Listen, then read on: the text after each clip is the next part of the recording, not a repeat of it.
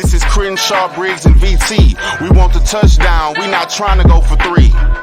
And it's best if you get up out the street, cause the Bulls out the pen and they about to stampede. I think people should kind of know, like, yes, we definitely can't crown him already as QB1. We can't crown him that he's going to be the franchise quarterback, but he did make some good plays today. So he was double teamed. We knew that, well, it looked like Pierce wasn't his first read, and he made a good decision and threw it to Pierce. It was a 20-yard pass. It hit Pierce's fingers, didn't end up catching it. I think that's more on Pierce than Stroud. But that's a good decision. He had some good throws. He threw to Collins a lot. So everyone that watches the shows know that I've been bad-mouthing Collins, even though I have his jersey right behind me, because of his health issues and the way that he hasn't run his routes as crisp and clean that I think he can.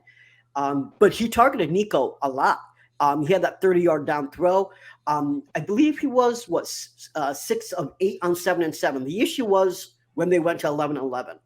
When they went on 11-11, he went 3 for 7. So he does have problems when there's a rush. We knew that going in. We knew that was going to be the issue.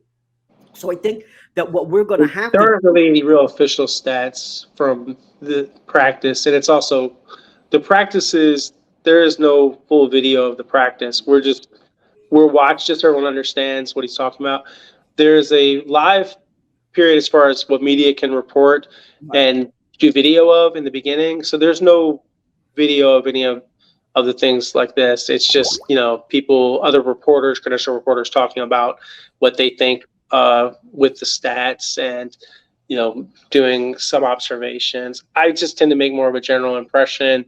If the Texans had cumulative stats, say, that they would share, which they won't, from the entire spring on what they consider to be completed, not completed, 7-on-7, 11-11, all those kind of splits versus cover 2 versus cover 1, all that stuff. Yeah, but I would just say, respectfully, I wouldn't go off of this stuff. It's these practices are not much, guys. And I know for the fans, it's a lot to overanalyze. I'm just telling you, as someone who's covered the NFL for a very long time, that ain't it. And it's not that big a deal. The practices, it's more the guys learning and like what kind of shape they're in, who's healthy. That to me is more important. But nothing CJ did really alarmed me at all. I think he had some good moments in the 7-on-7. I think 11-on-11 is still probably not his forte yet. 7-on-7 by its nature should be easy for a quarterback. So he should have, if he couldn't complete those passes, then you busted on your quarterback. You made a big mistake. So I don't think anything today was a problem with him. If anything, I thought he had a good day out there. And there were some first string guys out there playing defense. Yeah. I don't think there was a problem. I was just trying to say that I thought that the 11-on-11 kind of showed some of what we already expected. Not to say it was a bad day. In fact, I would have said that it was a great day for CJ Stroud. Both what the little that we saw on the field, plus in the press conferences when we heard, like you were talking about, like Burke asking questions and so forth. So at this point, Jared Johnson said that he thinks that Stroud is basically learning quicker than he expected, right? I'm paraphrasing, but he said something to the effect of Stroud is learning something like quicker. I can't remember the exact phrase. I don't know if you remember that, Aaron, but even Jared Johnson said that, that he's learning well. So I'm very happy what's going on. I think the only thing I was trying to say is that you're going to see him, I think, struggle a little in the beginning, even when the season starts, because that's where he struggled in college. And you kind of saw him, at least from the reporting that was put out, struggle in OTAs as well on the 11-by-11. And I think that that's okay. Like, you got to give him time to get where he needs to get to. That's all I was trying to say about that. Right. No, I'm just saying, like, when you're mentioning reporting from practice, there's no official record. There's, it's like if you had a practice video, like if they would, put that out there, or if media had a lot of clips, but there's nothing available. So I'm making a really micro point. There is no report really. There's just a bunch of guys the few of us, that have the credentials to be out there. But yeah, if everything is like, that's all secondhand. It's not like there's some stat sheet or, really us knowing what the play is. So when I'm making just a really small point, I hope you guys take it in a good-natured way.